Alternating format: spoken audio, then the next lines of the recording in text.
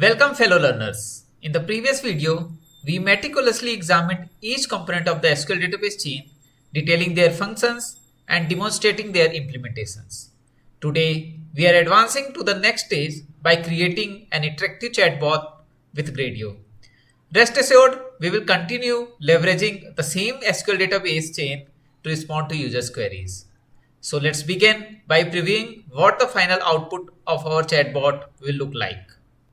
So let's see how our UI will look like. So this is the Gradio UI that we are going to build. So the first big box is basically a chatbot where you will see the user's input question and corresponding output from the language model. Second box is basically a text box where you can input your question. The last is the clear button, which you will press and it will clear both the text box and the chatbot over here. So as you remember, we are using the Titanic dataset. This dataset, it has various columns in it. We can ask questions regarding to these columns and the dataset that it is having. So it is having different columns, person, class, age, siblings, fair and all. Let's say we are going to ask a question like how does these fair prices varies with respect to passenger classes.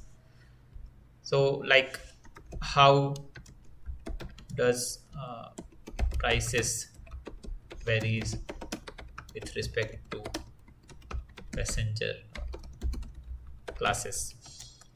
It will take a few seconds and fetch the results from the language model, and let's see how does it perform.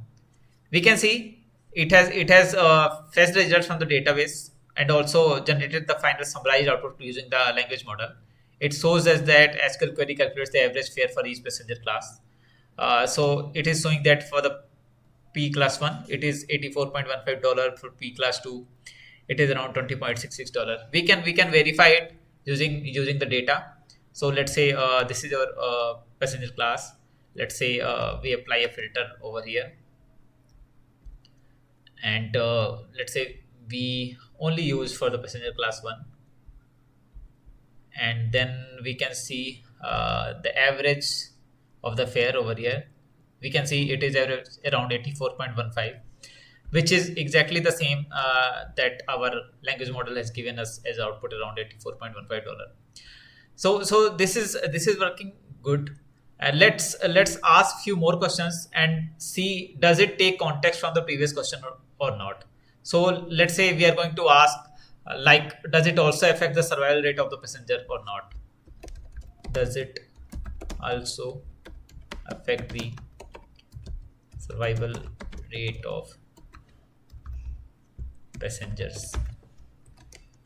So it will again take a few seconds and fetch the result for us and see. So it has given us the answer like yes, passenger class does have an impact on the survival rate of the passenger. This typically passenger in the higher class as first class have a higher survival rate compared to the passenger in the lower class.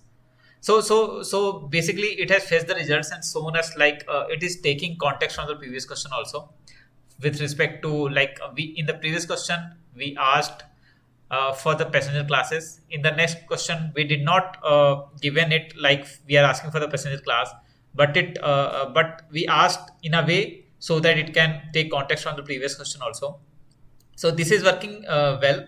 So let's say ask for the numbers also, like how does the survival rate varies with respect to passenger classes, and let's see how does it respond back. So it will again take a few seconds and fetch the results. We can see it has again given us the result, like the result shows that passenger class in the first class have the highest survival rate with 63%. For the second it is 47%, third it is 24%. We can verify it from our data. So this time we can pick this column, and so we can see that we have already selected the filter over here for the passenger class 1 only. If we see this passenger class 1, and when we see this survived column, it is having around 62.96% of survival rate over here for the passenger class 1, which is exactly the same for the output that we have seen from the language model. It is showing that around 63% approximately passengers have survived from the passenger class 1. Now it looks really well. We can directly jump into the coding part. So we will first import Gradio. Gradio is one of the best library available to showcase your machine learning output in UI. You can install Gradio using pip, and you can read about Gradio more from its documentation over here. It has really good documentation about Gradio.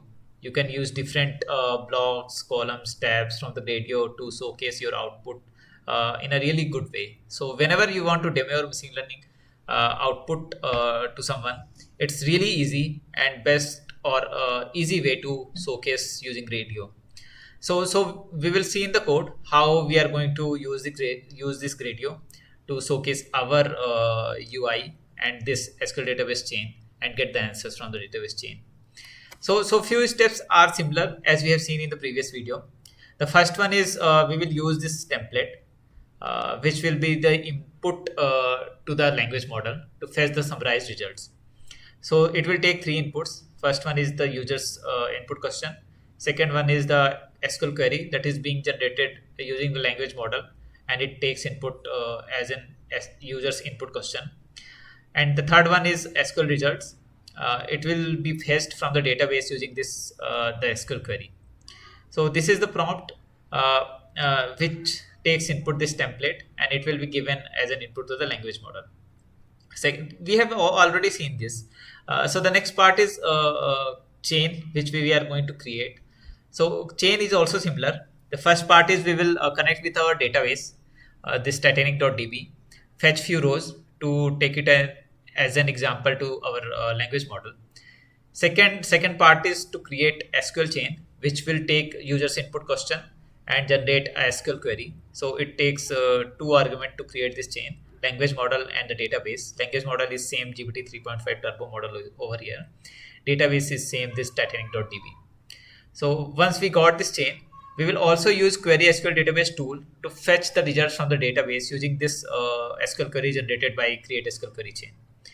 The third part is we will create a runnable sequence to fetch the results from the language model finally and get the summarized result. So it will take this prompt as in first sequence, this prompt, and then pass it to language model, which is basically GPT 3.5 turbo.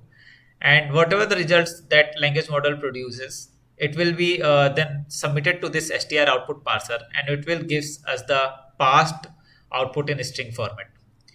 Now we will use runnable pass-through to create our complete chain. We have seen in this in the previous videos also. So we are going to use this assign function. What it does, it basically assigns a new key to a previous dictionary, which we have used as an input to it. So like if we are going to use this dictionary over here, it will append this SQL query as an input to this, and then result as a next key to this dictionary. And then finally, when it has created a dictionary of three values: question, SQL query, and the result, it will pass this to our template, this, and generate a prompt, and then pass it to our this runnable sequence output over here. This way, the complete chain is being created. Now our chain is being created. Next thing is we will create this extract data function. So what we are going to do this in this function, basically it takes two input. One is user's message, which will be the user's input question. Another one is the chat history. So this chat history consists of user's question and the corresponding output that the language model has generated yet. So what we are going to do, we will append the pass-through conversation with user and the language model, and take that and append it to the user's question. So we are doing this. We are taking pass-through history from the chat history and appending it to the question. And then we are using that and then passing it to the language model as an input. So instead of directly passing only the question, we are appending history to the question, and then combining of these two, history and the questions, we are passing it to the language model. So what benefit it does over here is like it also take context from the previous questions that user had asked and the answers that language model has generated. So then it will be passed through this database chain that we have created, this create chain function, we are passing this, and the language model will provide us the final summarized result. And then we will again take this summarized result and then append to this history so that it can be used in the next subsequent question whenever the user asks. Now we have created this extract data function. We will use these two, extract data function and create chain, in our Gradio block where we are going to create a UI for us. So these are basically, we are going to use Gradio blocks to create UI. So GR blocks, you can read more about the blocks over here. Basically, it is a low-level API which helps you create a custom web application through it. So we are going to use this. As we have seen, our output looks something like this. The first box is basically the chatbot. Second is the question input text box. So we will create these two. We can use gr.chatbot to create the big box chatbot that we have seen in the UI. Second is we can use gr.gradio.textbox to create the text box for the input. And the third one is the button that we have seen already, this clear button. We are also going to create this using gr.button. Now whenever user press enter, so what will happen? It will basically do this, like whenever user writes something over here and press enter, this message, which is the user's input question, will be submitted. Now what will happen over here? If we see its docstring and the definition, it is first taking a function as an argument. So we are, and then it is also taking inputs and outputs to it. So the first one is we are going to use this user function, which will take a user's message as an input. So you can see the input will be the message and chatbot. If you see, this message is the user's input message, and the chatbot is basically the history that has been appended to the chatbot as users has asked previous questions to it. And the output will be again the same, user's message to show in the output chatbot.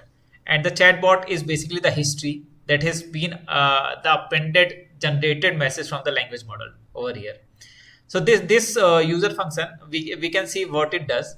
It basically takes this user's message and history, as I told, and then call this extract data function that we have seen earlier. This extract data function takes user's message, history, and then fetch the results from the language model.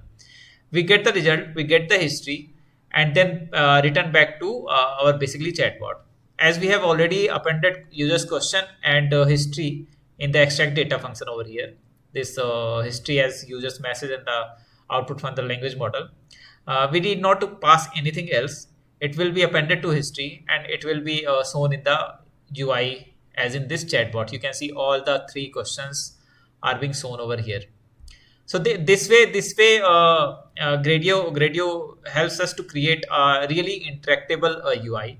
The last line this you are seeing is clear.click. It also takes input, a function, inputs and outputs. We need not to call any function over here because we just want to clear the output from it. And then it takes input and output also. We also need not to use any input. That's why we have taken it as none. But the output, it is basically chatbot because we want to clear everything from the chatbot. So if you see over here the inputs and output, there is also another argument that I have used, Q. Q basically helps you to pass your the queries in a queue. If it is true, it will send your further query into the queue, which we don't want. We are only going to call one by one. So let's see how this clear button works. So this is our output. Whenever we press this clear button, it will basically erase all the output and input which has been in this chatbot. So this looks really good. We can create a really cool demo using this Gradio. Thanks for making till the end of the video. Goodbye until the next time.